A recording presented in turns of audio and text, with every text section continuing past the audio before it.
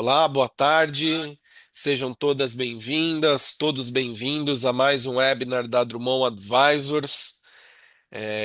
Lucas Couto, em nome do time de comunicação da Drummond, agradeço a audiência de todos vocês, de todas vocês. Hoje nós iremos falar sobre um tema muito importante, que é a reforma tributária no Brasil, os desafios e soluções práticas. E para falar desse assunto tão importante, nós temos os nossos parceiros e colegas da Active Cloud Solutions, que irão dividir o palco e o microfone conosco. Para todos vocês que acompanham o webinar, eu mais uma vez agradeço a presença, agradeço a inscrição e relembro que este webinar ele é feito para você e por vocês também. Então, sintam-se à vontade para enviar perguntas para os nossos speakers, fazer perguntas para os painelistas, comentários que serão respondidos no final da sessão. Aqui alguns clientes que confiam no trabalho da Drummond Advisors, que chegou no milestone de 15 anos neste ano de 2025. E para quem não conhece a Drummond, nós somos uma consultoria especializada em transações internacionais, com equipes de contadores e advogados bilíngues e certificados tanto no Brasil quanto nos Estados Unidos. Somos mais de 300 colaboradores espalhados pelo globo, mas com escritórios físicos em Boston, Miami, Orlando, São Paulo e Belo Horizonte e mais de 13 mil clientes atendidos nessa jornada. Antes de eu chamar os meus colegas aqui de Drummond, o Alan Berchtold e o Romário Souza, eu quero passar a palavra para o nosso colega, o Davison Coelho, que representa aqui brilhantemente a Active Cloud Solutions, que vai nos ajudar nesse webinar. Davison, seja muito bem-vindo ao nosso webinar. O microfone é seu, meu amigo. Obrigado, Lucas, e obrigado a todo o time da Drummond Advisors pelo convite, pela parceria nesse debate tão relevante. É um prazer estar aqui representando a Active Cloud Solutions, onde lidero a área de inteligência fiscal e tributária. Quero explicar de forma bem breve quem é a Active. A Active é pioneira na venda e implantação do ERP Oracle NetSuite. É um sistema de gestão em nuvem número um no mundo. Trabalhamos com três pilares que sustentam o nosso propósito, que são pessoas, processos e tecnologias. Somos mais de nossa experiência soma mais de 12 anos no mundo Oracle NetSuite, com mais de 500 projetos implantados com sucesso no Brasil e no mundo, e presença em mais de 18 países. Somos a consultoria brasileira com maior base de clientes NetSuite e também temos uma fábrica de software focada para os clientes NetSuite. Em 2024, fomos a consultoria que mais certificou consultores em toda a América Latina e temos orgulho de manter em 97,7% de satisfação o nosso atendimento. Além disso, somos tricampeões certificados pelo Great Place to Work, o que reforça o nosso compromisso com pessoas e fora da Active. Pode passar, Lucas, fazendo por favor? E para complementar, pessoal, a Active também tem presença internacional. Nossos escritórios estão em São Paulo e Itajubá, em Minas, olhando o Brasil, além de Seattle, nos Estados Unidos, e Assunção, no Paraguai. Essa estrutura nos permite atender clientes em toda a América Latina e também em outros continentes, além do modelo de implantação e suporte do NetSuite com a mesma qualidade e metodologia em qualquer país. E com isso encerro a minha introdução. Lucas, mais uma vez, obrigado pelo convite, parceria entre Drummond e Active. Passo a palavra para você. Obrigado. Perfeito. Obrigado, Davidson, pela apresentação da Active, né? Parceiro a Drummond aí, né? A gente trabalha em várias frentes aí com parceiros que possuem aí o sistema NetSuite, né?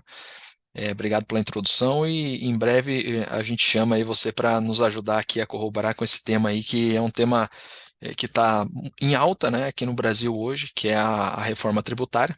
Então, para quem não me conhece, meu nome é Alan Bechtold, eu sou gerente contábil aqui na Drummond. Trabalho aí com o Romário e excelentes profissionais aqui que nos ajudam a fazer uma entrega de qualidade para o cliente final, no dia a dia, né? E eu vou fazer aqui uma introdução, né, rápida, do porquê nós precisamos de uma reforma tributária aqui no Brasil, né? Então, hoje a gente vê aí quatro principais pontos, né? Um deles é o sistema oneroso e ineficiente. Né? E por que que ele é um sistema oneroso e ineficiente? Né? Hoje no Brasil a gente tem muitos tributos, muitas regras diferentes.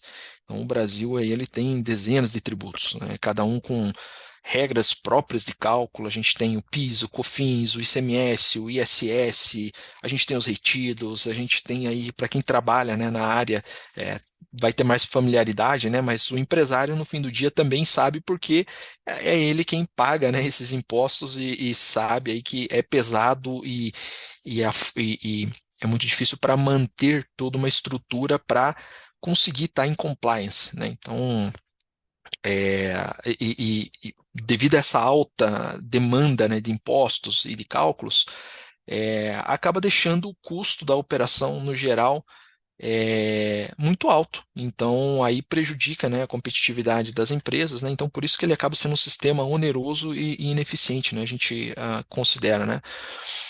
Além da insegurança jurídica. Quando a gente fala de insegurança jurídica, né, nós sabemos aí que a legislação, ela muitas vezes ela existem duplas interpretações, né? Então, alguns sistemas aí, a gente tem decisões que vieram depois, a exclusão do PIS e COFINS da base do ICMS, do ISS, enfim, vários mudanças, né, de leis aí, de entendimentos que acabam gerando aí uma insegurança jurídica, né, do porquê. Será que se eu fizer assim, eu vou estar é, correto? Né? Se eu fizer de outra forma, eu vou estar correto? Então, existe essa incerteza dentro do mundo tributário, né? A gente é, trabalha dentro das regras de mercado, da legislação vigente, né? Mas sempre a gente vê, né, no mercado esses movimentos de tentativas de recuperação de impostos que, ora, surge um entendimento novo e entende-se que a forma anterior estava sendo calculada errada. Agora você tem mais eficiência tributária. Então, tudo isso, quando você pleiteia esse saving, né, esse ganho, e te gera uma incerteza jurídica, né? Então, e isso também deixa o sistema mais oneroso, mais difícil de ser trabalhado, né? E tudo isso gera um alto custo de conformidade. Então, uma coisa está linkada com a outra, né? E além da guerra fiscal, quando a gente fala de guerra fiscal, a gente tem o ISS, cada prefeitura com uma legislação, cada estado tem uma legislação, tem estados que têm é, benefícios fiscais, que dão benefícios fiscais para trazer empregos, tem estados que não têm acordos com outros estados, então acaba gerando uma complexidade no sistema muito grande, né? O que requer bons profissionais, e bons profissionais tendem a ser mais caros, e isso onera toda a estrutura para o empresário, diminuir a competitividade. Então, de fato, o Brasil precisa de uma reforma tributária, né? É um momento, né? E aí, dado esse contexto do porquê de uma reforma tributária, eu vou chamar aqui o Romário para poder corroborar e explicar um pouquinho mais do que é a reforma tributária, onde que a gente está, as fases, e trazer um pouquinho mais do contexto, né? Romário, por favor, o palco é seu. Boa tarde, pessoal. Sou o Romário, trabalho aqui juntamente com o Alan, aqui na Drummond, na parte de Brasil. E eu vou dar uma explicação, né, de forma simples, mas superficial, não dá para entrar muito no detalhe devido ao tempo, sobre a reforma tributária, né? Então, eu vou começar aqui pelo que a gente já tem de embasamento legal do que foi aprovado até o momento, né? Então, a reforma tributária ela começou ali a ser discutida pela Emenda Constitucional 132 de 2023. Então, ela já foi promulgada. Então, depois da Emenda Constitucional, ela se dividiu em dois projetos de lei, que é o PLP 68 e o PLP 108. O PLP 68 ele foi para regulamentar o CBS e o IBS, e com base nesse projeto de lei a gente, né, surgiu a lei complementar que instituiu o IBS-CBS, que foi publicado ali em janeiro de 2025. O PLP 108, ele vai tratar ali do comitê gestor do IBS. Basicamente, esse comitê gestor, ele que vai concentrar toda a arrecadação do IBS, né, para poder depois ele, né, fazer a distribuição ali, o que é do município, o que é do estado, né, porque o IBS ele vai substituir o ISS e o ICMS, então são dois impostos de característica municipal e estadual. E aí foi criado esse comitê, lá tem os representantes dos estados, os representantes do município, né? E vai ter todo esse comitê gestor, que é onde vai gerir toda essa arrecadação. Pode ir pro próximo slide, por favor.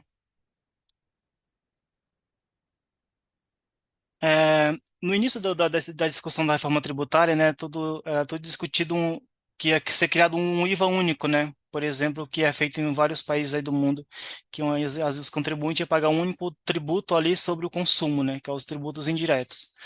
Mas ao decorrer do tempo que foi se discutido, né, que foi analisado com mais detalhe ali, foi percebido que não seria muito fácil, porque seria uma única arrecadação e teriam três, né, esferas interessadas na arrecadação ali: municipal, estadual e federal. Então eles criaram dois IVAs, né, que a gente chama de IVA dual, e aí foi criado o CBS, que é de competência da União, né, Receita Federal, vai substituir o PIS e COFINS, e foi criado o IBS, onde ele vai substituir o ISS e o ICMS, né? E aí vai ter a competência do Estado e dos municípios. Pode ir para o próximo, Lucas. Isso. Então, o que é que a gente traz de principais características do novo sistema tributário, né? Que está sendo implementado, que está sendo, né, discutido, que já está, né, boa parte aí já está regulamentado. Ele vai ter uma base ampla de incidência tributária, um setor que vai ser bastante afetado é o setor de locação, né, locação de imóveis, locação de equipamentos. Hoje esse setor ele paga apenas PIS, COFINS, né, como tributos indiretos ali sobre a sua receita, mas quando a reforma tributária tiver 100% implementada ali, vai tributar também o IBS, né, um imposto que vai substituir o ISS e o ICMS, que hoje eles não pagam, né? Então, acredita-se que é um setor que vai ser bastante impactado devido a esse aumento de carga tributária. Uma característica também bem importante, né, que vale destacar aqui, é que os tributos eles vão ser calculados por fora. Então imagina que hoje a gente, né, quando vai calcular o ICMS, o ISS, o PIS e a COFINS, você parte do seu valor, do seu custo mais ou mais de contribuição, e faz o cálculo por dentro ali dos tributos, né, para chegar no seu preço final, onde você vai emitir a nota fiscal e cobrar do seu cliente. Quando chegar a reforma tributária, o cálculo vai ser por fora. Então imagina um custo ali já com sua mais de contribuição de R$ 1.000, você vai apenas aplicar a alíquota que for definida ali para cada tributo. Então, ele vai ter uma característica, né, de ser o cálculo por fora.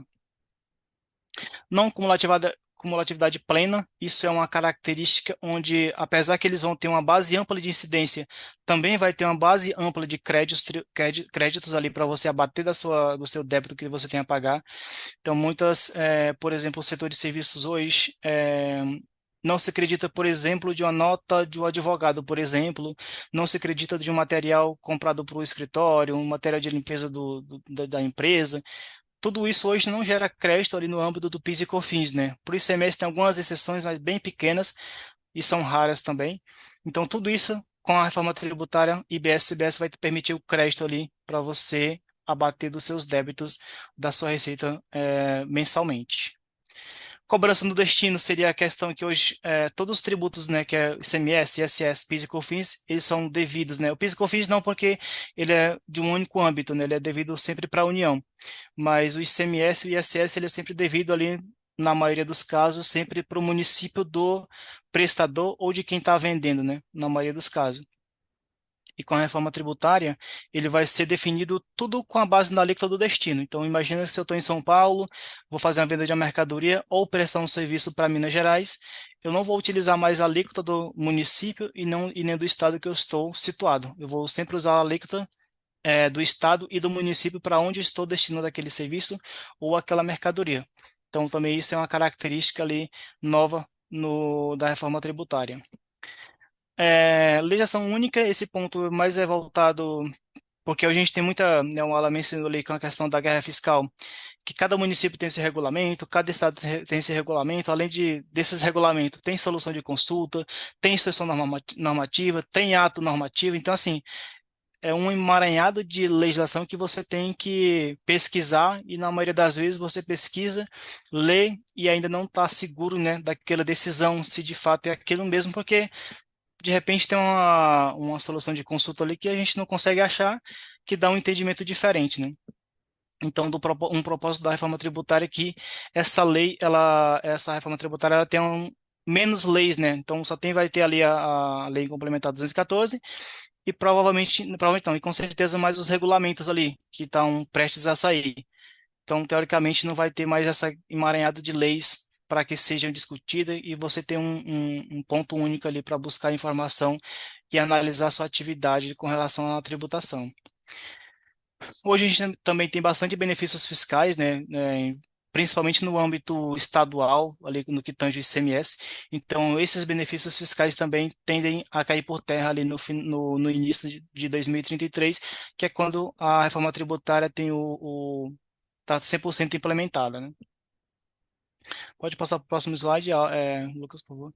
Imposto seletivo, mais um ponto importante aqui, né? Ele teoricamente não é que vai substituir o IPI, né? Porque o IPI hoje ele vai ficar magrinho, né? Vai ficar ali o alíquota zero, mas não vai ter algumas tributações se você fabrica o mesmo produto que esteja também sendo fabricado na Zona Franca de Manaus. Então, ainda vai haver essas tributações do IPI.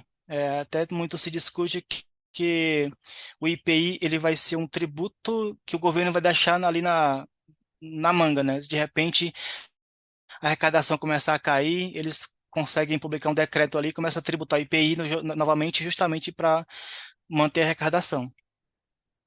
O Estado, se eles poderão manter algumas contribuições. Ah, tá, desculpa, só um ponto voltando ao imposto seletivo, que eu não frisei muito aí.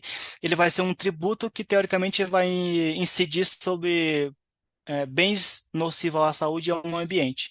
Então, cigarro, bebidas alcoólicas, né, bebidas açucaradas, todas essas, teoricamente, vai ter ali uma alíquota do IS, né, que é o imposto seletivo. O governo vai disponibilizar uma tabela, né, dos NCM, dos produtos que têm incidência com CST, com alíquota, né, e tudo mais, para que seja para as empresas, né, que estejam enquadradas naquela situação, que fabricam aquele produto, que compram, que vendem, vai ter que pagar. E também ele só vai incidir em apenas um único momento ali no ato, ou se você importar, né, que aí você vai ter que pagar o IPI de qualquer forma, o imposto seletivo, né, vai ter incidência do imposto seletivo, e também se você fabricar, aí não vai ter como. Vai incidir na primeira cadeia, para frente mais, não vai ter mais a incidência. Os estados poderão também manter as contribuições que eles já mantêm hoje, né? Por exemplo, o estado do Rio de Janeiro, ele tem aquele FCP lá, que é o Fundo de Combate à Pobreza, então eles vão poder manter isso por um tempo. Não me recordo agora exatamente até quando, mas acho que 2043, mas tem algumas publicações que estão discutindo ainda se eles vão manter por mais tempo. Então isso meio está indefinido, mas eles vão poder continuar a cobrança ali daquele Fundo de Combate à Pobreza. Lucas, por favor, próximo slide. Aqui eu vou dar um briefing, né, como que vai funcionar o período de transição da reforma tributária. Só um adendo aqui, né, hoje a gente está atendendo bastante cliente, a maioria deles estão tudo, né, e faz sentido, estão preocupados com o que vai acontecer em 2026, o que é que eles precisam fazer em 2026, né. Para 2026, você teoricamente precisa configurar seu sistema, né, seu RP, mapear seus produtos ali, seus códigos de serviço, como é que vai ser a tributação, se vai ter redução na base, se vai ser tributado integralmente, entende? Ou se vai ter redução de 30, de 40, de 60. Então, isso é importante mapear, porque isso já vai impactar agora em 26 no período teste. De repente já começar a conversar com seus fornecedores também ali para ver questões principalmente as questões do Simples Nacional, porque o Simples Nacional ele vai ter um regime um pouco diferenciado, vou explicar mais para frente, mas só dando um briefing aqui com relação a 2026. E aí, 26 de fato, o que é que vai precisar fazer? Vai ter que destacar ali o CBS e o IBS teste, né? O IBS de 0,10 e o CBS de 0,90. E também tem que sempre prestar atenção ali que você não pode pegar o valor do fiscal da nota final ali, vou vender um produto, meu valor final já é R$ 1.000 com meus tributos embutidos ali, já cobrando os tributos do meu cliente. Você vai ter que expurgar, né, os seus tributos indiretos ali, se for o caso, venda de um produto vai ter que tirar o ICMS, PIS, COFINS, para poder você chegar na base líquida, né? Porque ele é um tributo por fora, então você não pode tributar ele, mesmo na fase teste, sobre o valor total da nota fiscal, porque ele é um tributo por fora. Muito se fala também, né, que vai ter que fazer arrecadação, pagar e compensar com PIS e COFINS, mas na lei complementar ali da 214 de janeiro de 25, ele traz, lá no artigo 348, salvo engano, ele fala que precisa recolher, né, você vai destacar e vai recolher e pode compensar com PIS e COFINS. Então, teoricamente, né, você daria com a mão, pegava com a outra. Mas logo em seguida tem um inciso, eu não me recordo agora o nome do inciso, mas tem um inciso que ele fala: se o contribuinte que cumprir com as obrigações acessórias, ele está dispensado do recolhimento, né? Só que ele não menciona que obrigações acessórias são essas, mas está bem pacificado que seria você informar na sua nota fiscal, seja de serviço, seja de venda, o valor do teste de IBS-CBS em 2026. Então, até porque vai ser meio que obrigatório. Se você não destacar, a própria fazenda, né, ali o estado ou o município, né, ou até mesmo o ambiente nacional, ele vai rejeitar a nota fiscal. Então, teoricamente, você não consegue emitir sua nota fiscal se você não tiver com essas informações preenchidas lá no dentro da nota fiscal, né? Muitos municípios estão aderindo lá ao Portal Nacional da Nota Fiscal Eletrônica de serviço, alguns não. Por exemplo, São Paulo é um exemplo de que não aderiu ao ambiente nacional, ele vai continuar emitindo nota, né, os contribuintes emitindo nota ali no portal da nota do milhão, e eles que vão ter a responsabilidade de transmitir esses dados, né, para a base da Receita Federal. Mas só que já tem bastante prefeituras, né, que já estão aderindo ao portal nacional. Salvo engano, recentemente a gente vi que eles estão, acho que mais de 2.000 municípios já aderiram ao Portal Nacional. Isso também facilita a vida do contador, do contribuinte, né, que é a questão de, hoje em dia, ter um portal único onde você consegue pegar ali suas notas fiscais de serviço, né, que hoje em dia cada município emite num lugar diferente, às vezes a nota não chega, às vezes quem recebe a nota fiscal não passa para a pessoa, né, que faz o controle ali. Então, teoricamente, se você tem uma plataforma única, né, isso facilita também a vida nossa no dia a dia. Voltando um pouco aqui para a transição, né? Acabei fugindo um pouco aí do que está no slide, mas para 2027 a gente vai iniciar o CBS 100%. Então, o PIS e COFINS acaba em 31/12/26, vai ser a última competência onde a gente vai apurar PIS e COFINS. Janeiro de 27 já vai apurar CBS 100% ali sobre a sua receita. O IBS ele continua como uma fase teste ali de 0,10, só que ele vai ter o split ali, né? 0,5% vai ser do alíquota do município e 0,5% vai ser do estado. Então, a partir de 27 vai ter essa diferença, né? O que não ocorre em 26. 26 é só 0,10 ali, padrão estadual. Para 2028, mantém-se o mesmo que já foi feito em 27, que é o que? CBS normal, ICMS e ISS continuam normal também. Onde a banda começa a tocar um pouco mais rápida aqui é 2029, né? Que a gente teoricamente vai começar a conviver com dois sistemas tributários, né? O atual, no que tange ISS e ICMS, e o IBS. Por quê? Porque o fisco determinou que em 2029 você vai começar a recolher 10% da alíquota do IBS e vai diminuir 10% do ISS e do ICMS. E em 2030 reduz mais 10 do ICMS ou do ISS e aumenta mais 10 do IBS. 2031 a mesma coisa, reduz mais 10, aumenta mais 10, 32 a mesma coisa. 2033 acaba o ISS e o ICMS, né? Lógico que acaba no sentido de você apurar, mas ainda a gente não está 100% livre ali, né? Porque o fisco pode, né, eventualmente te autuar por algum erro, te cobrar alguma coisa do passado ali, porque eles vão fazer pente fino em tudo, né? Para não ficar nada para trás ali. Beleza, Lucas, pode ir para o próximo slide, por favor. O Simples Nacional, a gente tem um ponto importante hoje no Simples, né? Só vou dar um exemplo aqui, como é que funciona hoje, com relação ao crédito do PIS e COFINS para o Simples Nacional, né? Se você está no lucro real hoje e sua receita é tributada não cumulativa, a partir do momento que você toma um serviço ali que é um insumo, ou você compra uma mercadoria que é uma matéria-prima ou uma mercadoria para revenda, você tem o crédito de PIS e COFINS com a mesma alíquota que você paga sobre a sua receita, né? Então, se você está no lucro real, 165.760 PIS e COFINS aplica na compra do Simples ou no serviço do Simples e se acredita 100%, né? Sem discussões nenhuma. Só que na reforma tributária, o Simples ele só vai permitir o crédito de IBS e CBS com a alíquota proporcional ao que ele paga dentro do DAS dele, aí, né? Na apuração, com base no anexo que ele está enquadrado e na faixa que ele está enquadrado. Então, é um crédito pequeno, né? Se você for comparar hoje ali com o PIS e COFINS. Se você for pegar a alíquota é muito, muito menor. Eu diria aí que a depender, lógico, né, da faixa do anexo que ele está enquadrado, eu diria 3% no máximo, né, juntando o PIS e COFINS, né, se fosse se acreditar da alíquota que ele paga dentro do DAS. E aí você partir para 9, você se acredita de 9,25, por exemplo, e aí reduzir totalmente, né, para 3%, é uma diferença grande. Então, vale a pena, né, você que trabalha com Simples Nacional, revisar seus fornecedores aí, questioná-los como é que eles vão se posicionar com relação à reforma tributária, porque tem a possibilidade que eles podem continuar no Simples Nacional, recolhendo os tributos ali dentro do Simples, RPJ, CSLL, CPP, né, que é a contribuição patronal, e recolher o IBS e CBS por fora, que é no regime regular, na mesma alíquota que de um regime regular, né, quem está no lucro real presumido paga. E aí ele vai permitir um crédito também naquela alíquota cheia que ele paga. Então, isso facilita, né, de repente você avaliar o seu fornecedor. Ah, o simples ele é mais barato, mas ele me permite um crédito menor. E o regime regular, talvez ele pode ser o mesmo preço, talvez, e me permite um crédito maior.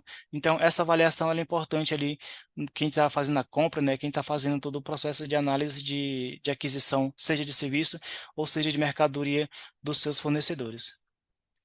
Pode ir para o próximo slide, por favor. A gente vai ter também a figura de um carinha muito importante aí na reforma tributária, que é o split payment. É, como é que vai funcionar o split payment, né? Que traduzindo aí a separação do valor pago. Hoje, quando você emite a nota fiscal, seja lá de venda, de mercadoria ou de serviço, se a nota não tiver retenção nenhuma, seu cliente, ele paga o valor 100%, né? Cai na sua conta aquele valor cheio, você usa aquele dinheiro por um tempo, né? Apesar daquele dinheiro todo ali não ser seu, porque tem uma parcela ali que é do imposto, né? Do ISS, ou do ICMS, do PIS e COFINS, e teoricamente você usa ali por um tempo até, sei lá, dia 10 do mês seguinte, onde você vai pagar o ISS, até dia 20, onde você vai pagar o ICMS, dia 25 que você vai pagar o PIS e COFINS. Então você fica pelo um tempo com esse dinheiro transitando na sua conta, né? Apesar que não é da empresa ali, né? Vão colocando assim, preto no branco ali, né? Mais direto. E aí o split payment ele vai funcionar da segunda forma. O mesmo exemplo que eu dei, uma nota fiscal ali de R$ 1.000, seja de serviço ou de mercadoria, e hoje, né, a gente tem 100% de certeza aí que toda as transações são bancárias, né? Hoje ninguém mais trabalha com dinheiro físico, teoricamente, é tudo transação bancária.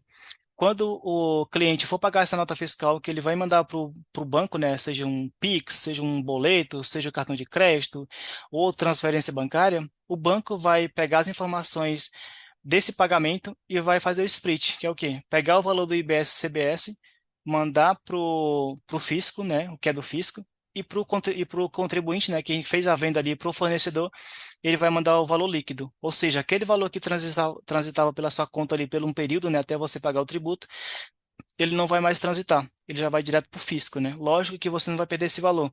Ele vai subir para a sua apuração, que é a apuração assistida que está em desenvolvimento da Receita Federal, e lá vai subir um crédito para você, né? Ah, nota fiscal 10, do valor de R$ 1.000, o valor já foi pago via split. Então, teoricamente, você não deve mais tributo daquela nota fiscal, né? É, isso, né, vai impactar diretamente na questão da inadimplência dos contribuintes, né? Hoje, quando a empresa não está muito bem de caixa, né, a primeira coisa que ela faz, deixa de pagar são os tributos, porque depois ela pode renegociar, entrar nos parcelamentos da vida aí de refis, né, parcelamento que eventualmente a prefeitura, o estado, a Receita Federal disponibiliza, e aí você parcela depois, né, mesmo com juros e multa e vai pagando a longo prazo, né? E isso teoricamente não vai mais acontecer, até porque toda operação que você fizer vai ter que emitir nota fiscal, e quando eu emitir nota fiscal, vai ter, teoricamente, né, eu diria que 95% dos casos aí vai ocorrer a figura do split payment.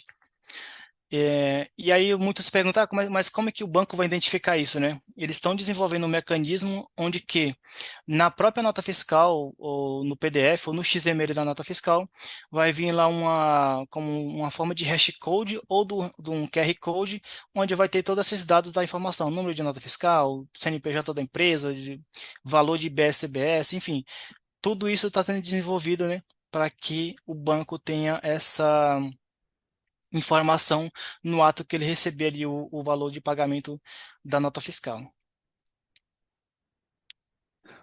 Pode ir para o próximo slide, por favor.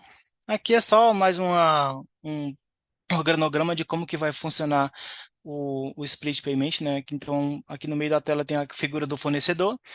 Ele vai emitir a nota fiscal para o adquirente ali, né? Seja de serviço ou de mercadoria. Esse adquirente, ele vai fazer a transação bancária ali do valor.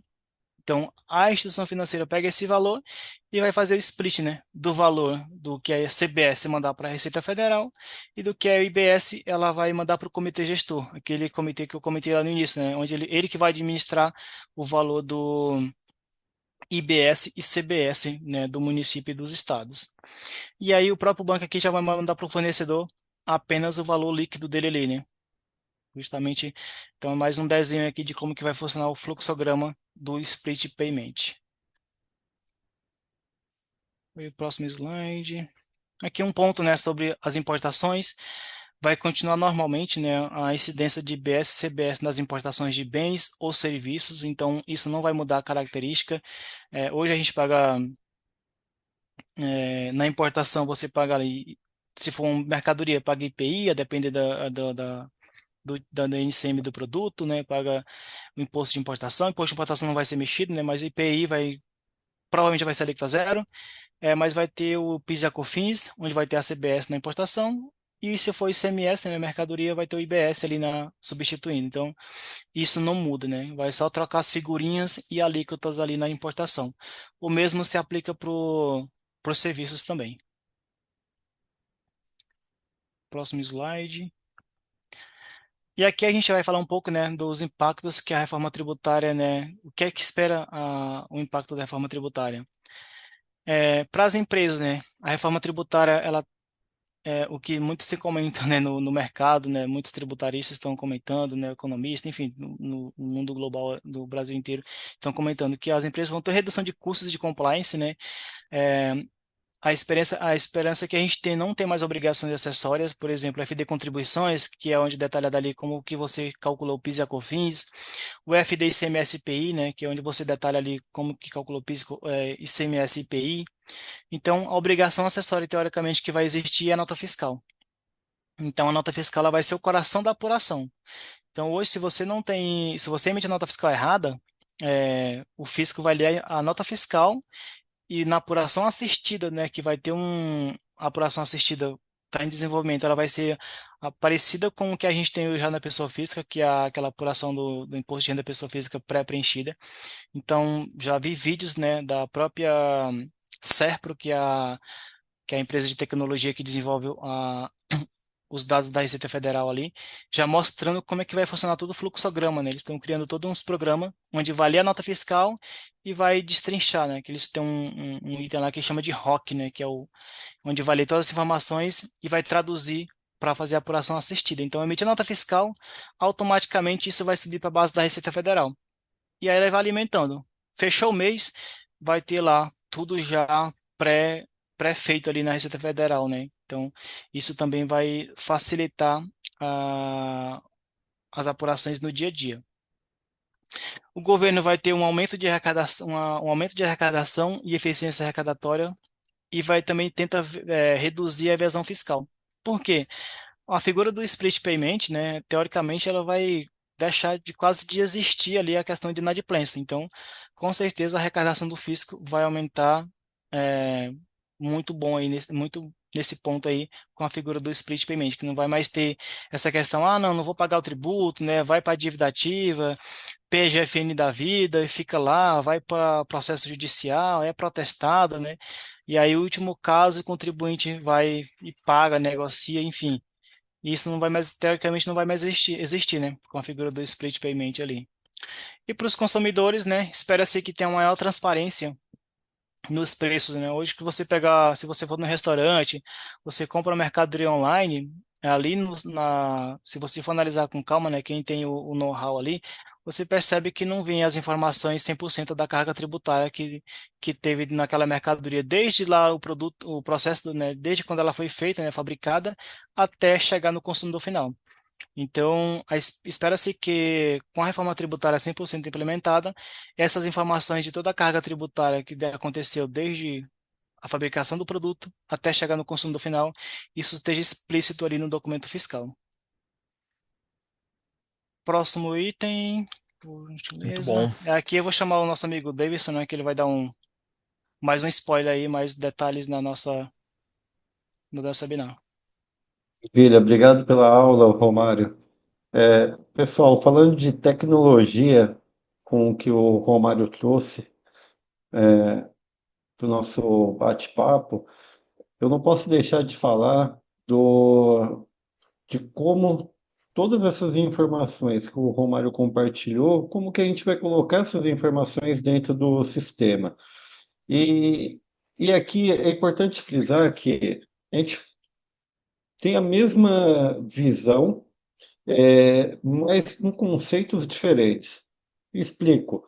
Do lado, o governo ele fala de uma simplificação e modernização com menos tributos, menos obrigações e um sistema mais transparente. Isso olhando 2033. Entretanto, até chegarmos lá, haverá desafios.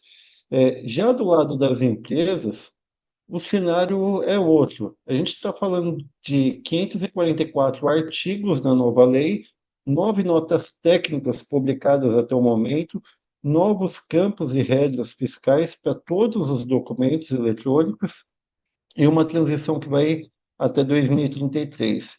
Além disso, estamos falando de 84 novos campos na estrutura do XML, quando a gente olha o que os RPs, ou seja, os sistemas de gestão, estão olhando com base no que a Receita está apresentando. Ou seja, o conceito é simples, mas a execução é complexa. E é nesse ponto que entra o papel da tecnologia e da inteligência fiscal, para transformar toda essa complexidade em uma eficiência operacional. E para a gente transformar esse desafio em resultado, a gente dividiu em 4 macro etapas, que no próximo slide a gente explica mais um pouco. Pode passar fazendo favor, ô Lucas? Olhando aqui, pessoal, a primeira etapa são as definições das regras fiscais. E temos aqui a Drummond para ajudar em todas as definições das regras fiscais, olhando basicamente os seus itens, seja de produtos ou serviços, com a nova classificação fiscal, que é o CST, CBS, IBS e o CTRAS-CRIB. E é onde vai proporcionar essas informações para vocês conseguirem fazer a mensageria, ou seja, a emissão da nota. A segunda etapa, a gente olha para os sistemas. Então, alguns sistemas como o SAP e alguns sistemas da Oracle, você vai precisar atualizar o sistema para depois começar a configurar no ambiente de homologação as regras fiscais para começar a fazer com que as informações ganhem vida dentro do RP. Então, a primeira etapa é a definição das regras. Com essa definição, a gente pega essas informações e começa a fazer todos os parâmetros e configurações de entradas, saídas, cálculos e os relatórios gerenciais. Isso olhando o NetSuite, pessoal, que daí falando o que a Active trabalha, a gente já está atuando para fazer esses ajustes dentro do NetSuite. E os outros que não utilizam o RP, né, NetSuite, precisam passar por essa etapa.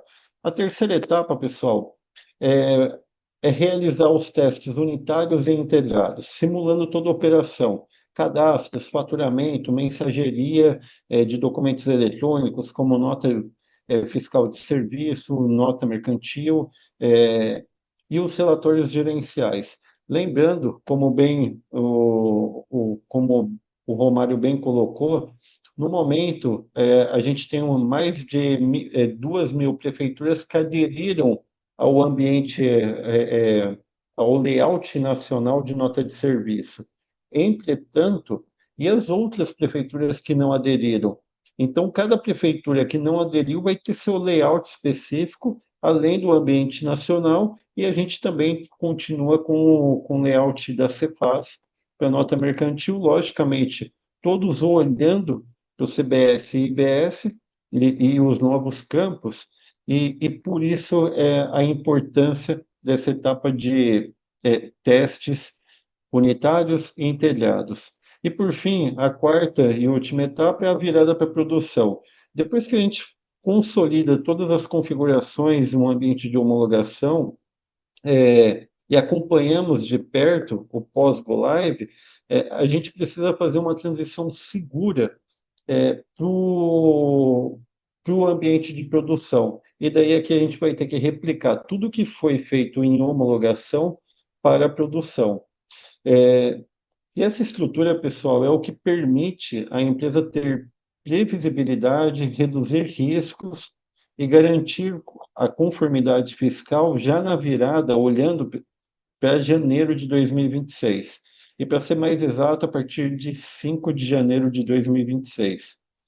E para fechar, pessoal, antes das perguntas, quero deixar aqui uma mensagem prática e um resumo com as 7 dicas principais para garantir sua operação em 2026, olhando de forma bem prática para janeiro, tá bom?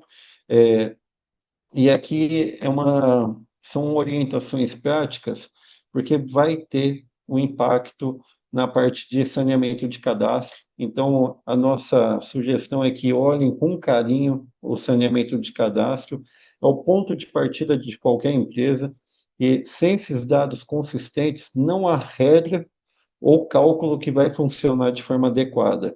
E com a entrada, por exemplo, do split payment, isso daqui vai ficar muito claro aonde que está o desafio da empresa.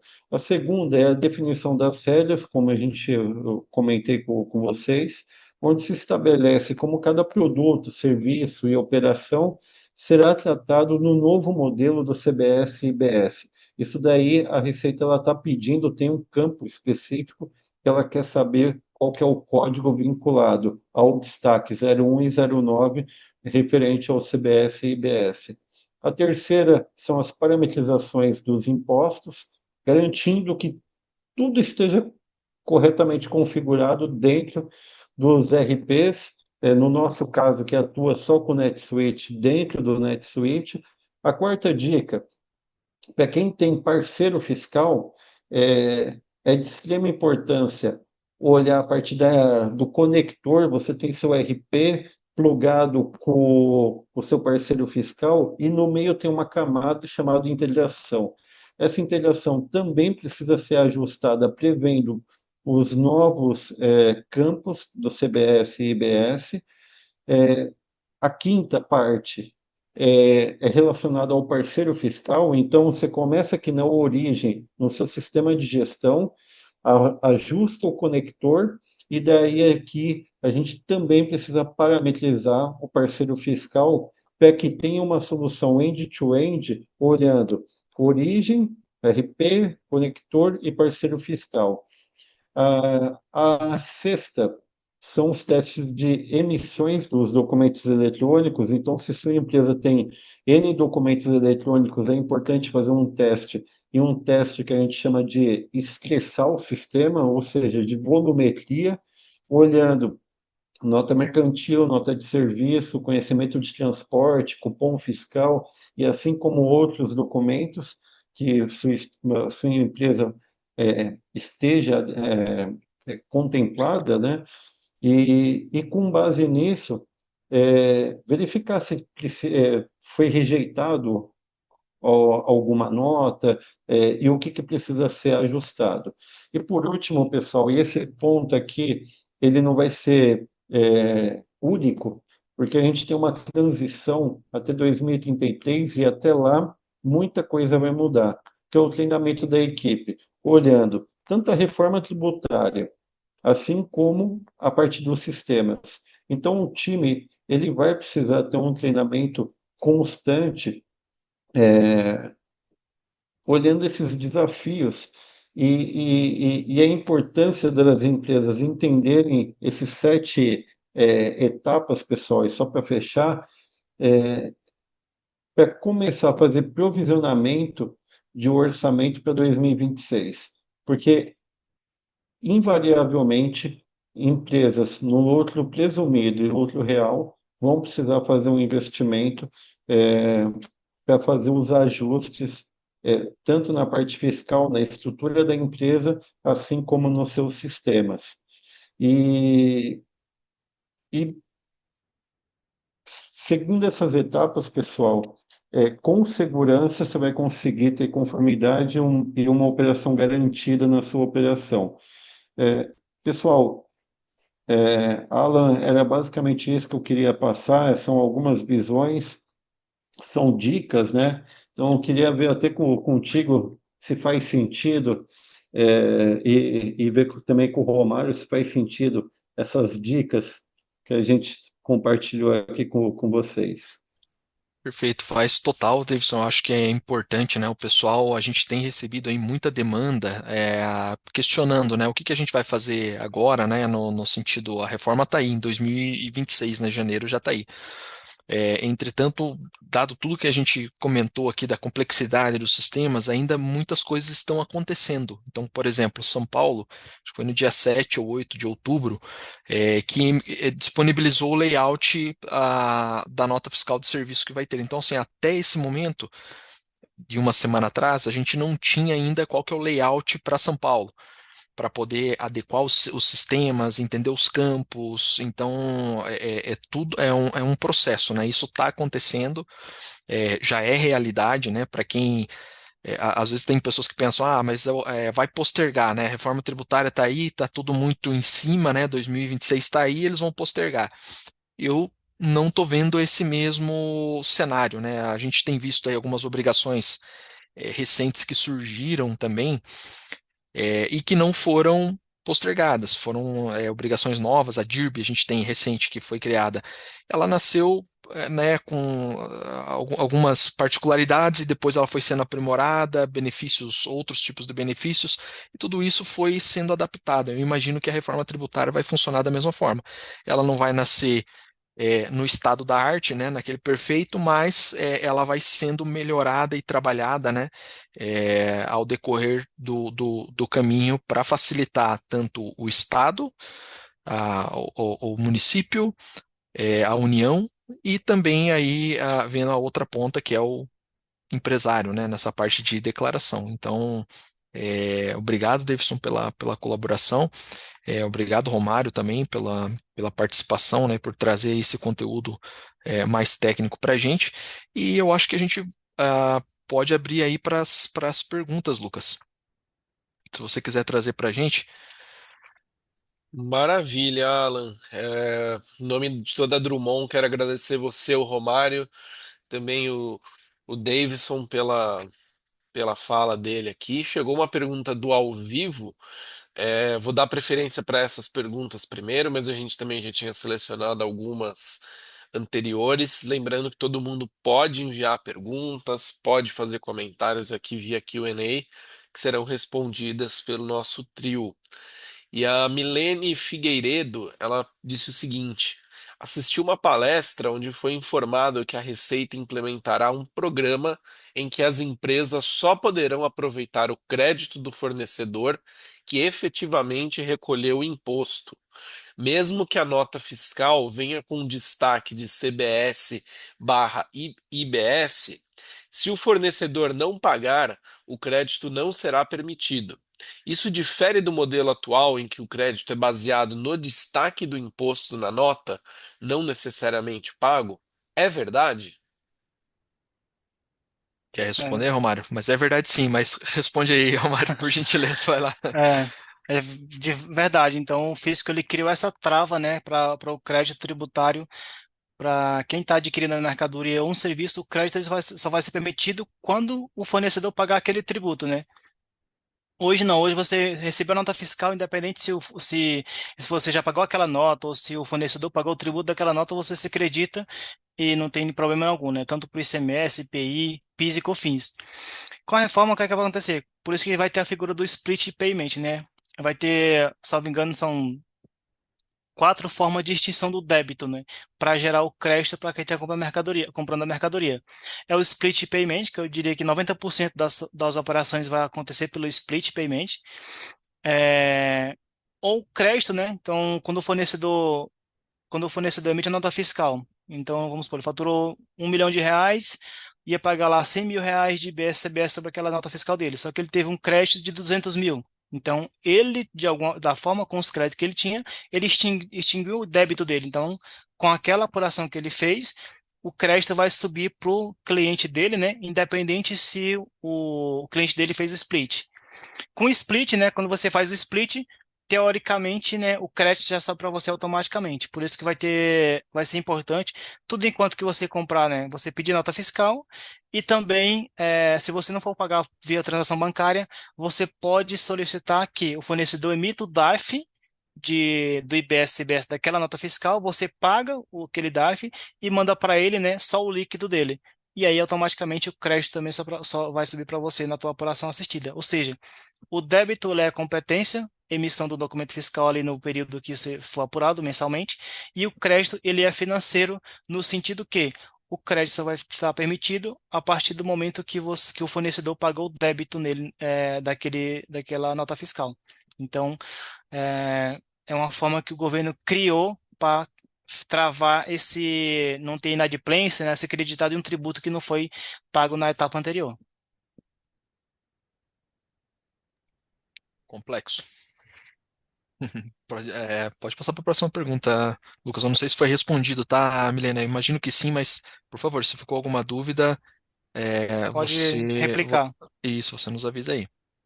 Exato. Eu vou até fazer aqui, Alan, um pequeno disclaimer dos contatos de vocês, tá? Que eu vou deixar passando durante a tela. Então, qualquer dúvida mais profunda, ou caso queira alguma consultoria, podem entrar em contato também com os nossos speakers.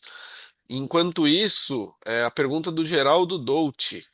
Empresa no lucro presumido poderá tomar crédito de IBS barra CBS? Sim. O que é que vai acontecer com a reforma tributária? Não vai ter mais. Hoje a gente tem a figura do lucro presumido, que é um regime tributário onde não permite crédito, né, de PIS e COFINS. Só que com a reforma tributária não vai ter mais distinção de lucro presumido e lucro real para o IBS e CBS. Vai ser tudo um regime único ali, que a gente chama de regime regular. Então, o IBS e CBS vai ser não cumulativo, permitindo crédito nas entradas, débito na saída. Tanto o lucro real, presumido e simples nacional, né? Se o simples aderir ao regime regular, que é o quê? Ele ficar no simples nacional para alguns tributos, né? RPJ, contribuição social e CPP, e o IBS e CBS ele recolher por fora, né? Regime regular. Aí ele também vai aproveitar crédito. Então, vai ter essas variações aí. Muito bom. O lucro presumido aí ele seria para apurar a renda, né? O Só a imposto renda. de renda, né? Então, assim como o lucro real. Então, o lucro real sobre o lucro lá no final aplica o 34%, né, sobre o lucro. Obviamente aplicado o LALUR, né, as técnicas hoje. Então, a gente não está falando aqui de imposto sobre a renda, tá? A reforma ela só está tratando desse outro aparato tributário, tá? Lucas, por favor. Sérgio Monteiro perguntou aqui sobre qual é a situação específica das construtoras e das incorporadoras. Esse ponto eu vou ficar devendo para o Sérgio, tá? Confesso que eu vou pesquisar esse ponto, não tenho essa resposta agora de bate-pronto. É um setor bem específico, né? Eu sei que vai ter um regime diferenciado ali para a área de construção civil, mas a ponto de dar essa resposta 100% agora não, porque de repente eu vou dar uma resposta, né, que não é verdadeira e aí não vai ser legal. Então, Lucas, anota aí, me passa depois que eu vou pesquisar e retorno para o Sérgio via e-mail, tá? Combinado, Romário. Bom, do ao vivo aqui a gente, por enquanto, encerramos as perguntas. Lembrando, quem quiser enviar, ainda dá tempo dos nossos speakers responderem alguma coisa para vocês. Mas dá tempo da gente responder também aí mais uma perguntinha que chegou previamente, né? Quando as pessoas se inscreveram, elas tiveram a oportunidade também de perguntar aos nossos speakers. E, bom, uma pergunta é sobre impactos em margem e setor de tecnologia. Boa. Esse é um setor, né, setor de serviço, né, licenciamento de software ali, na maioria dos casos. Ele vai ser um setor, eu diria que o mais impactado pela reforma tributária. Por quê? Hoje, o setor de tecnologia, né, se ele é um software nacional ali, você estando no lucro real, no lucro presumido, você tributa o PIS e COFINS no regime cumulativo, né? Então você paga ali 3,65 dos dois tributos. O ISS, a depender ali do local onde você está situado, varia, né? Mas, por exemplo, em São Paulo é 2,90. Então, arredondando 3% de ISS, mais 3,65 de PIS e COFINS, arredondando ali próximo dos 7% de carga tributária, né? Lógico que você não tem nenhum crédito ali, mas você paga apenas 7%. Contudo, né, com a reforma tributária não está definida ainda a alíquota que vai ser de IBS-CBS, mas está se estimando que, né, com alguns estudos que estão fazendo, que seja na casa dos 27, 28%. Então, imagina que você vai sair de uma alíquota tributária de 7% para 28%. Então, o quê? 21% a mais aí de carga tributária, né? Contudo, vai ter crédito de IBS-CBS, né, de outro lado para você abater desse débito, mas acredito que não vai ter crédito suficiente para absorver todo esse aumento de carga tributária. Então, o setor do serviço ele é um setor que vai ser bastante impactado, porque também, se você for fazer uma conta uma análise mais por fora, né? Imagina que a alíquota do ICMS hoje, que é um tributo estadual que o serviço não paga, ele vai começar a pagar. Então, o aumento de 21, teoricamente, é a alíquota do ICMS ali, né? Que o ICMS hoje varia de 18, 20%, 21% em alguns estados. Então,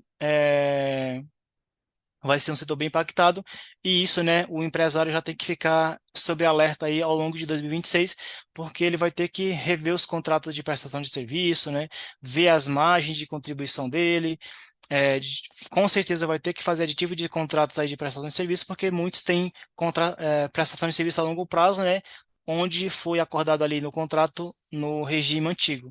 Então, isso é importante já começar a mapear como é que vai ter que fazer aditivo de contrato, né? Até porque vai impactar direto na margem de contribuição dele ali. Ou aí Posso ler? pulando. Ah, Oi, tá, desculpa, pode ir lá. não, pode ir lá, Romário. Não, eu só comentar que tá a pergunta aqui do Denilson Paixão. Você vai para ela agora, né? Isso, Perfeito. Quais os principais desafios e riscos nessa fase inicial para o setor de serviços? O risco que eu diria é apenas que você, né, para 2026, né, tratando de 2026, é que você precisa preencher ali os campos de IBS-CBS, que vai ser obrigatório, né, a fase teste. Então, isso tem que fazer. E o desafio é que você precisa rever todos os seus contratos de prestação de serviço, né, como eu mencionei antes, somagem de contribuição, analisar seus fornecedores ali, né, já começar a mapear quem vai ter crédito, quem não vai ter crédito. Eu diria que 90 ou 95% aí vai ter crédito, né, de IBS, CBS, já para poder começar a entender como é que vai ficar o novo cenário com a reforma tributária, né, e já começar a estudar como é que vai ficar o markup ali das empresas de serviço.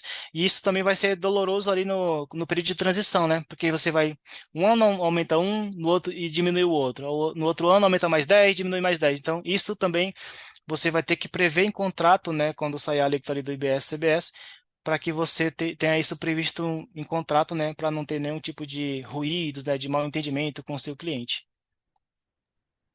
Perfeito. Acho que também colaborando aqui, né, com o Romário, né, com a resposta do Romário aí pro Denilson, é, um desafio aí também é estar próximo de parceiros, né, no sentido de ter pessoas que suportam aí o background. Então, por exemplo, contar com uma contabilidade para ajudar nessa classificação, para entender os números, com uma consultoria de sistema para ajustar os parâmetros sistêmicos. Então vai ter que ter aí realmente daqui até 2026 ser feito esse trabalho já, porque 2026 você já não consegue mais emitir nota se estiver fora dos campos do XML. Tanto da nota de serviço quanto da nota de produto. Então, daqui até 2026 é esse o desafio: ajustar sistema, ajustar parâmetro. 2026 para frente, aí é mais planejamento de fato, é entender contratos, é entender, já começar a se preocupar com isso, porque já é uma realidade, né? Como o Romário trouxe. Vai lá, Lucas. Bom, o André Almeida perguntou o seguinte: entendi que o split payment vai impactar muito o fluxo de caixa das empresas, pois o imposto já será repassado ao governo no momento do pagamento da nota fiscal e não na data do recolhimento do tributo, como é atualmente. É isso? É isso aí. Tudo bem, né, que você vai ter variações ali. Então, imagina que se você faturar 1 milhão ali no mês, você não vai receber todo aquele 1 milhão dentro daquele mês, né? Teoricamente, você vai receber ele escalonado ali. Então, pode ter meses que você vai apurar o tributo onde ele vai dar um saldo credor e vai ter período que você vai apurar o tributo e ele vai dar saldo devedor. A depender dos seus créditos, né, de quanto que você sofreu retenção ali via split. Então, toda essa apuração vai ser feita já na base da Receita Federal. Lá vai ter a figura da apuração assistida, onde eles vão controlar tudo, né? Então, por isso que cada nota fiscal, cada documento fiscal que foi emitido, nota fiscal de serviço, nota fiscal DANF ali de produto, CTE, enfim, não importa o documento, vai ter o mecanismo dentro da nota fiscal, né? Então, os RPs, eles estão criando um mecanismo, então os RPs que emitem a nota fiscal vai ter que refletir isso dentro do RP para gerar dentro da nota fiscal ou XML ali, né? A informação de toda a transação bancária, os valores de tudo. Para o próprio banco fazer isso, ler, né? Separar, mandar para o contribuinte o valor que é dele e o que é do fisco, o que é do fisco. E estamos conversados, né? Mas é isso que vai funcionar. Até pegando, ô Romário, trazendo uma informação. A Receita, ela está orientando também, né, os contribuintes a, quando pleitearem os créditos, a verificarem se foi glosado ou não, e para isso vai precisar de tecnologia, porque isso daí é uma orientação da Receita. Ela já está se colocando, no patamar que pode haver algum tipo de inconsistência, com base no software que ela parametrizou para fazer esse controle. Então, é importante, pessoal, colocar também no radar que é, tem um sistema para validar se tudo que foi feito o split, se vocês estão recebendo de forma adequada os créditos, né? É só um ponto, Romário, que isso daí já está sendo visto tanto em NetSuite e outros RPs também. Beleza. Perfeito. O governo, cada vez mais aí, ele quer que a gente audite, né? Agora, assim, não vai mais ter aquela questão de você receber uma nota e tomar o crédito. Então, agora a gente tem que auditar também se subiu o crédito, se não subiu, porque no fim do dia eu vou pagar mais imposto, né? Eu, como empresário aqui, vou pagar mais imposto se o meu fornecedor não pagou, né, a parte dele lá. Então, é, a coisa está ficando mais robusta, né? Um controle, né? E para isso a gente realmente precisa de sistema, tecnologia, profissionais, né, para poder ajudar nesse contexto. Vamos lá, Lucas. Vamos lá, o Adriano Vieira perguntou o seguinte: então nossos créditos passarão por regime de caixa. Quando eu pago o fornecedor, eu retenho o imposto e repasso para o governo, e aí tenho direito ao crédito? Como terei essa informação do governo que meu crédito estará liberado? Joia, Adriano Vieira. Então, Adriano, vai funcionar da seguinte forma: quando você emite a nota fiscal, vai subir a informação para a base da Receita Federal.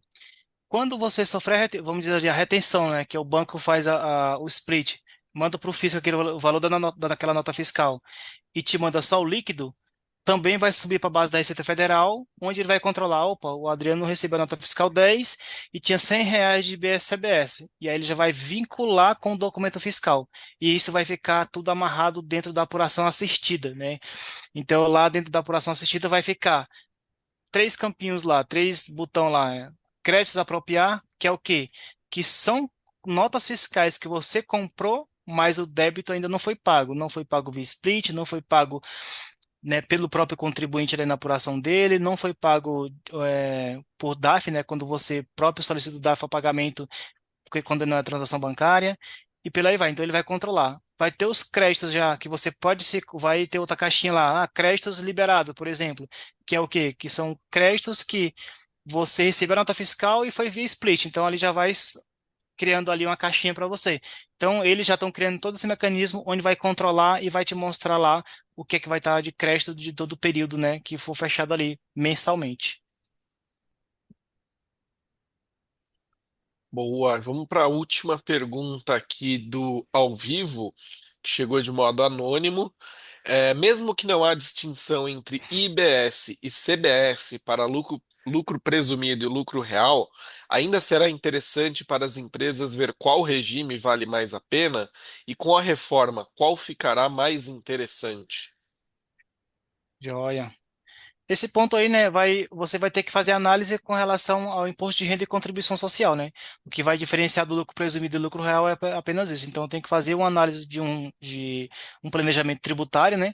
Para ver ali com base no IRPJ e contribuição social, se vai ter mais despesas, se não tem pouca despesa, para avaliar qual que vai ser o melhor regime tributário, né? Aí não vai mais entrar hoje, quando a gente faz uma análise faz um planejamento tributário, a gente analisa, né? IRPJ, contribuição social, PIS, COFINS, PIS e COFINS, né? O ICMS não, porque ele é não cumulativo, né? Ele tanto para o lucro real como presumido, é a mesma coisa. O ISS é a mesma coisa, então a gente vai tirar a figura do PIS e COFINS, né? Porque não vai existir mais. Então a análise vai ser basicamente no IRPJ e contribuição, para saber qual que é o regime vale mais a pena, real ou presumido. E aí, com a reforma, qual que fica mais interessante? Aí tem que analisar, né? Aí a cada caso tem que pegar a sua atividade ali, né, para ver qual que fica mais interessante no cenário, né? Qual vai ser, sei lá, proporção de aumento de despesa, aumento de receita, diminuição de despesa, diminuição de receita. Então, tudo isso ele é importante ali para fazer análise. Perfeito. Via de regra, né, a gente sabe que se a empresa tem mais de 30% de margem, é viável o lucro presumido. Se ela tem menos, é viável o lucro real. Mas aí a gente precisa entender as despesas dedutíveis, as indedutíveis, tem toda uma complexidade no cálculo, tá? Mas sim, respondendo, né? O Romário já respondeu, mas se eu posso colaborar, é que sim, ainda assim, a gente vai precisar fazer essa escolha do regime, tá? E aí o regime mais aderente vai ser baseado nas despesas, né? Basicamente ali, baseado na tua margem, né? De lucro, tá? Ou a última pergunta aqui que chegou foi da Nathalie Brito. Qual será a competência do crédito? Emissão da nota fiscal ou recebimento com o split? E se o pagamento for parcelado, como faz? Beleza, Nathalie. Qual seria a competência do crédito? O crédito ele vai ser financeiro, tá, Nathalie? Então, só vai ficar permitido o crédito para você quando o débito for pago pelo fornecedor ou via split, né? Então, vai ter essas possibilidades aí. Acredito que a maioria dos casos vai ser split, né? Ou pagamento pelo fornecedor, quando ele apurar ali apurar o mês de competência dele. Se for parcelado, também o crédito vai ser parcelado, tá? Porque acredito que imagina que você tem uma nota fiscal parcelada em 10 vezes, o tributo, né, ele vai ser pago parceladamente, mas se você colocar 10 meses para frente, no mês seguinte o teu fornecedor já vai pagar o tributo, porque é competência. Então, naquele mês que ele emite a nota fiscal, no mês seguinte ele tem que pagar o tributo. Então, o crédito é só para você, isso. E o split, ele não vai mais ocorrer, né, o líquido, ele vai vir para você o bruto, porque aquela nota fiscal já foi liquidado o tributo daquela operação. Tem mais algum, Lucas? Maravilha, encerramos as perguntas por aqui. Agora, se vocês quiserem fazer uma consideração final antes da gente encerrar, só mais uma vez eu quero agradecer todo mundo que se inscreveu, que enviou perguntas aos nossos speakers e também agradecer aos nossos colegas aqui da Active Cloud Solution que estiveram com a gente neste webinar.